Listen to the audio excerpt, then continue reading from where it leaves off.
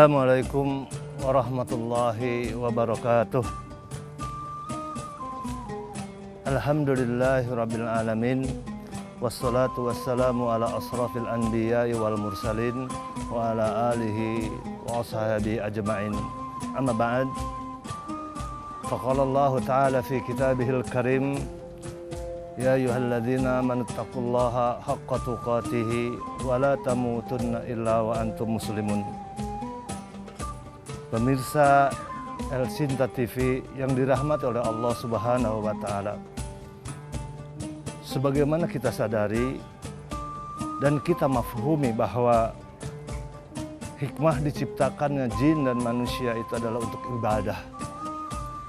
Sebagaimana firman Allah Subhanahu wa Ta'ala dalam surat Az-Zariyat ayat 56. Wa ma khalaqtul jinna wal insa illa liya'budun. Dan tidaklah aku ciptakan jin dan manusia kecuali untuk beribadah kepadaku, kata Allah. Para ulama menjelaskan bahwa kemudian di dalam ibadah itu ada dua syarat yang dia kemudian itu adalah akan diterimanya.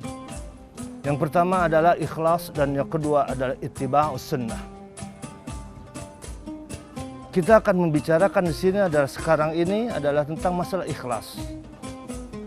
Karena banyak orang yang dia kemudian adalah mengatakan bahwa dia kemudian ikhlas, akan tetapi sesungguhnya pemahamannya jauh daripada apa yang diinginkan oleh syariat.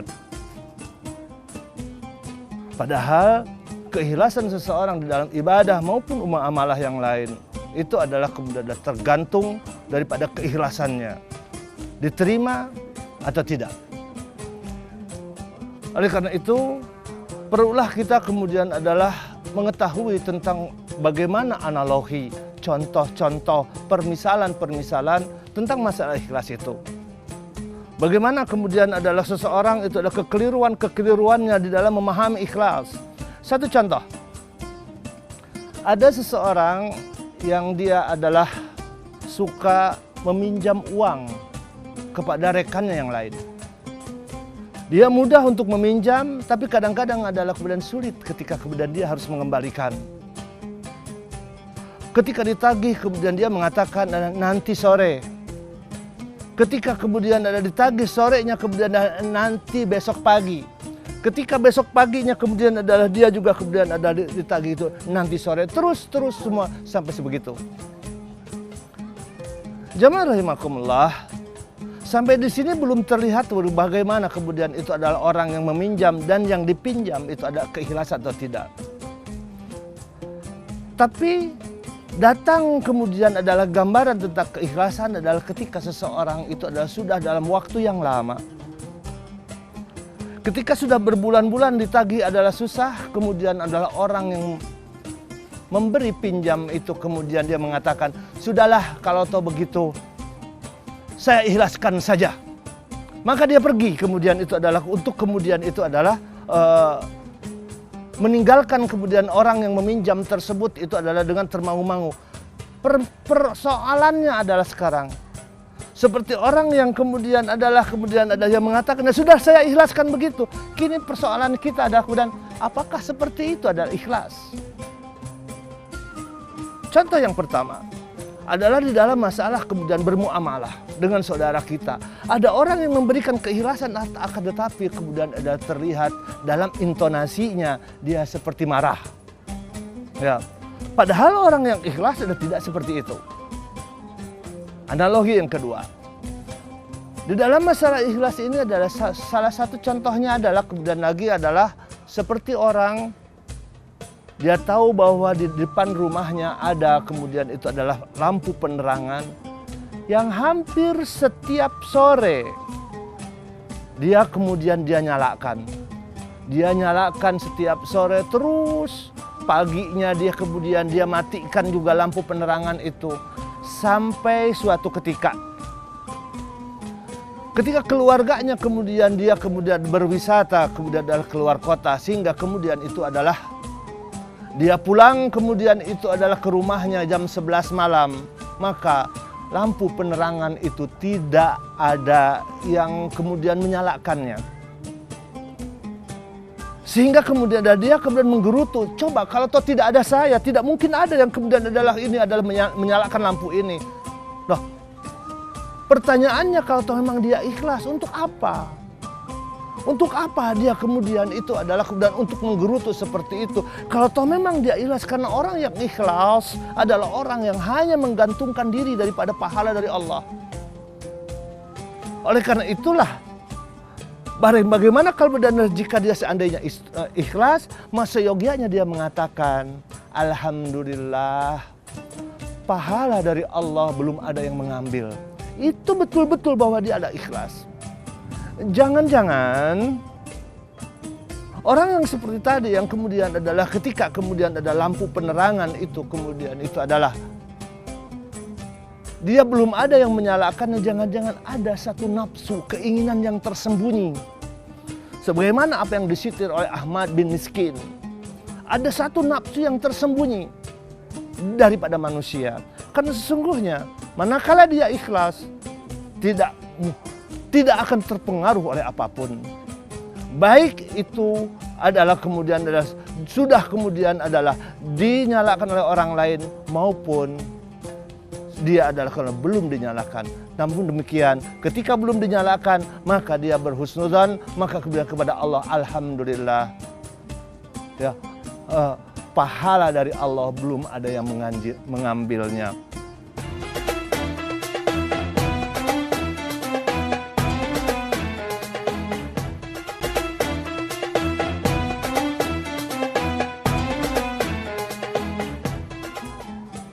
Pemirsa Elsinta TV yang dirahmati oleh Allah. Oleh karena itu, dari contoh-contoh yang tadi, maka kita tahu ada begitu banyak orang yang mereka mengatakan bahwa dia telah melakukan sebuah keikhlasan, akan tetapi dalam timbangannya sesungguhnya adalah dia sudah telah melanggar hukum Allah. Bahkan dia adalah boleh jadi adalah sudah terjebak kepada kemusyrikan. Oleh karena itu adalah pelajari di dalam masalah ini khususnya adalah kemudian di dalam masalah kemudian keikhlasan ini. Karena Allah Subhanahu wa Ta'ala memerintahkan kepada Rasulnya itu adalah untuk sebagai kemudian perbuatan yang ikhlas. Di dalam surat Al-Bayyinah kemudian Allah Subhanahu wa Ta'ala berfirman, ya, wa ma umiru illa liya'budullaha mukhlishina lahuddin hunafa. Ya. Dan tidaklah aku diperintahkan oleh Allah hanya agar supaya kemudian kalian itu adalah mengikhlaskan, ya, di dalam setiap ibadah dan perbuatan kita hanya untuk ikhlas kepada Allah. Ya. Namun demikian adalah seperti tadi kita kemudian adalah ungkapkan di dalam analogi, tidak sedikit kemudian adalah orang yang hanya kemudian adalah mengaku kepada ikhlas, tapi sesungguhnya dia menyekutukan terhadap Allah Subhanahu wa Ta'ala.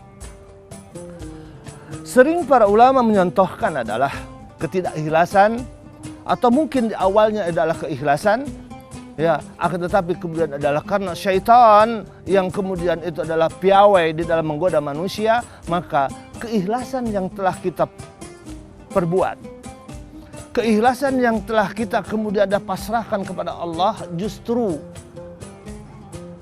adalah kemudian ada pahalanya kita yang kemudian itu adalah kita sendiri yang kemudian menghapusnya. Salah satu contoh, banyak orang yang kemudian memberi kepada orang lain. Banyak orang yang suka membantu kemudian adalah orang lain, saudaranya yang kekurangan. Terus ketika dia kekurangan dia memberi.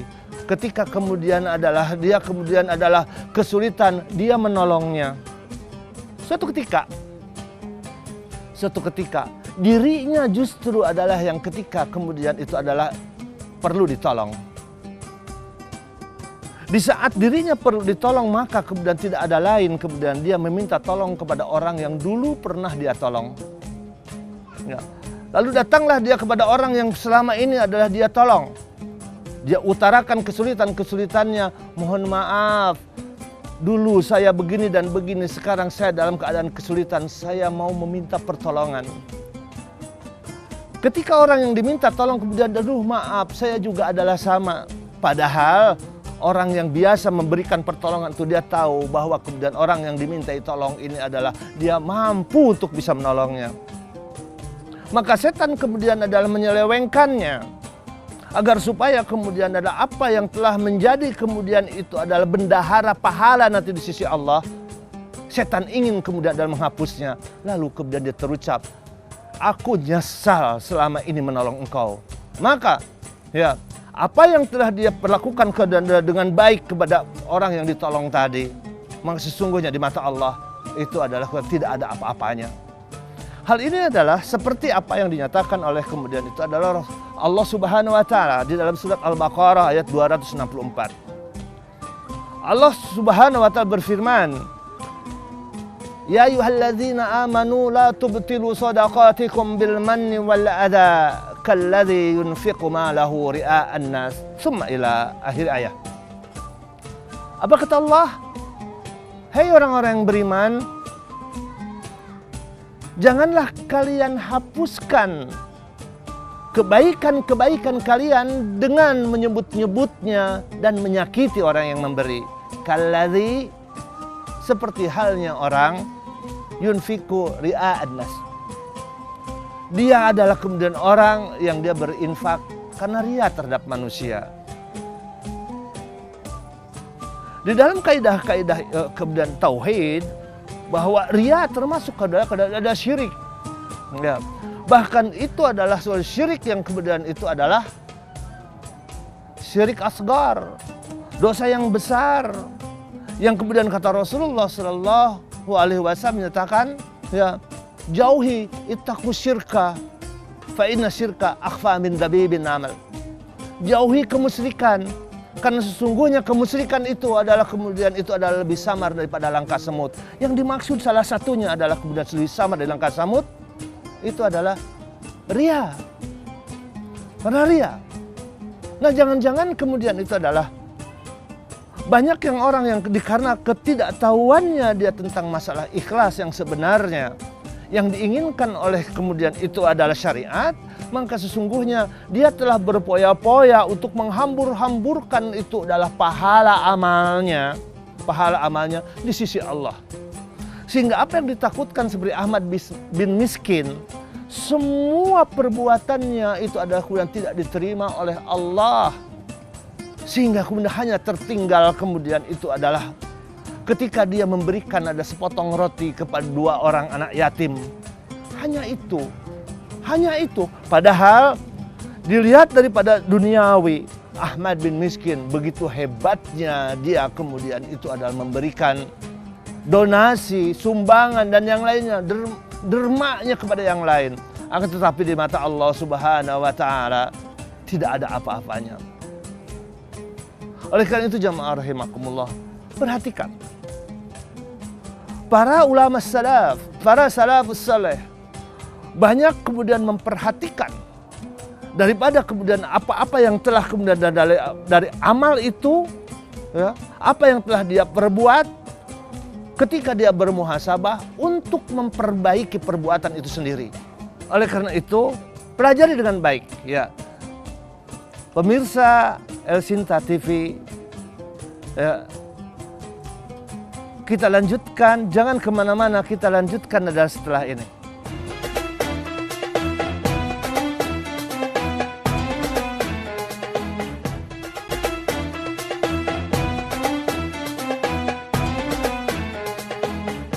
Pemirsa El Sinta TV yang dirahmati oleh Allah Subhanahu wa taala. Seperti adalah yang telah disebutkan tadi bahwa susahnya kemudian adalah kita ikhlas sampai-sampai orang yang sudah bersusah payah untuk melakukan satu amal-amal yang saleh, maka ketika dia kemudian adalah tidak waspada, dia lengah dengan godaan-godaan syaitan, maka justru yang seharusnya dia adalah memanennya nanti di hari kiamat, justru dia akan mendapatkan kemudian murka dari Allah Subhanahu wa taala karena keikhlasannya kemudian ada dikotori dengan menyebut-nyebut dan menyakiti orang yang diberi.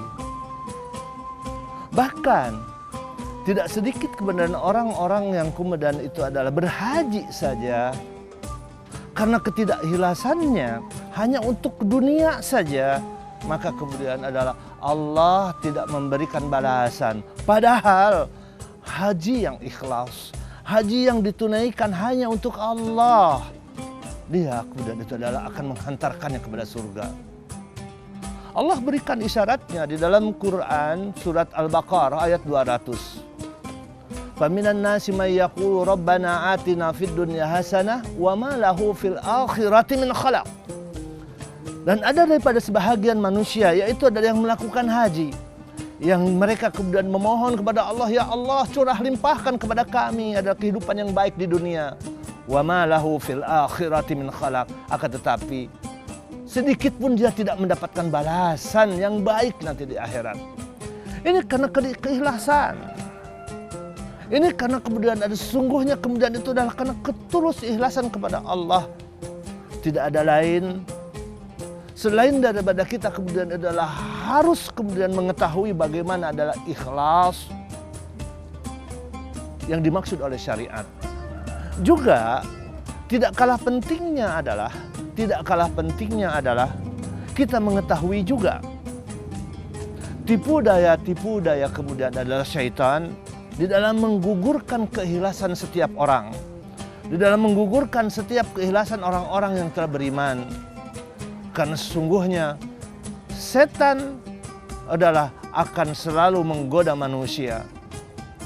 Ada tersebar di beberapa surah ayat-ayat yang menyatakan kemudian adalah setan akan selalu menggoda manusia. Salah satunya adalah Allah firmankan di dalam surat Al-Hijr, surat ke-15 ayat 39 dan 40. Di mana Allah Subhanahu wa taala mengabarkan, qala bima aghwaytani la uzayyinanna lahum fil ardi wa la ughwiyannahum ajma'in.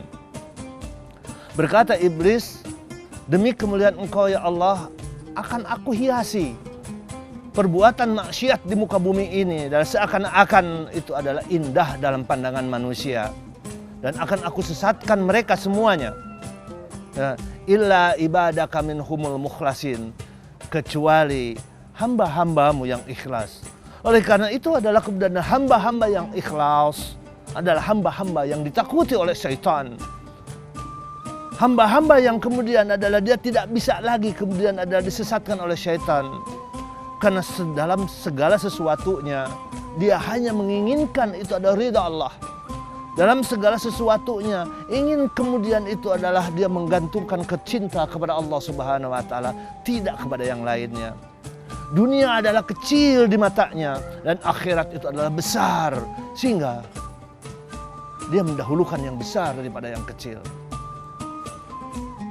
Pemirsa El Sinta TV yang dirahmati oleh Allah, oleh karena itu adalah jangan tinggalkan majelis-majelis ilmu seperti ini. Majelis-majelis di mana kemudian itu adalah akan kemudian adalah mendorong kita kemudian ibadah lebih baik dan lebih baik lagi. Dan lebih baik dan lebih baik lagi. Dengan cara kita kemudian mengetahui ilmu, maka kemudian ibadah kita semakin kemudian adalah bagus kualitasnya. Dan bahkan boleh jadi dengan kuantitasnya. Salah satunya adalah kualitas keikhlasan kita kepada Allah Subhanahu wa taala. Seperti di awal kajian kita, maka kita kemudian ada diterimanya kemudian ada ibadah itu adalah kemudian dua, yaitu ikhlas dan ittiba'us sunnah. Maka yang kedua daripada ibadah-ibadah itu yang syarat diterimanya adalah kita mengikuti apa-apa yang diperintahkan oleh Rasulullah sallallahu alaihi wasallam. Sebagaimana juga Allah Subhanahu wa taala kemudian itu adalah nyatakan di dalam surat Ali Imran surat ketiga ayat 31. Allah menyatakan, "Qul in kuntum tuhibbunallaha fattabi'uni," tsumma ila akhir ayat. Katakan, hai Muhammad, jika seandainya kalian, yaitu semua umat manusia, cinta kepada Allah, siapa yang lebih kita cintai kemudian adalah makhluk atau khalik? Ya, maka tidak ada lain kemudian jawaban kita adalah pasti adalah Allah. yang menciptakan kita. Itu yang lebih kita cintai. Maka kata Allah, "Qul," katakan hai Muhammad, jika kalian itu adalah mencintai kepada Allah, fattabi'uni. Ikuti aku. Ikuti cara beribadahku. Apa yang ada dalam Al-Quran dan apa yang ada dalam As-Sunnah. Ya. Ketika kita mengikuti kepada Rasul, kemudian itu adalah cara-cara ibadahnya Rasulullah SAW, sudah dapat dipastikan bahwa ibadah kita diterima. Karena hanya dua itu yang kemudian adalah para ulama menjelaskan sebagai syarat-syarat diterimanya daripada kemudian itu adalah ibadah. Oleh karena itu, ya, pelajari kemudian dengan baik adalah kata ikhlas, dan itu adalah ittiba'us sunnah. Pasti kemudian adalah kita akan panen pahala dari Allah Subhanahu wa taala nanti di hari kiamat kelak. Jamaah pemirsa El Sinta TV rahimahullah. Jangan henti-hentinya kita, jangan bosan-bosannya kita kemudian itu adalah untuk terus thalabul ilm, untuk terus kemudian adalah mencari ilmu, mendengarkan ulasan-ulasan para ulama dan para ustadz di dalam masalah ini. Karena dengan cara begitu kita akan bisa untuk meningkatkan kualitas dan boleh jadi kuantitas. Ya. Itu saja mungkin yang kali ini adalah bisa saya sampaikan dari dalam mengurai jelaskan tentang kemudian adalah ikhlas. Billahi fi sabilil haqq. Wassalamualaikum warahmatullahi wabarakatuh.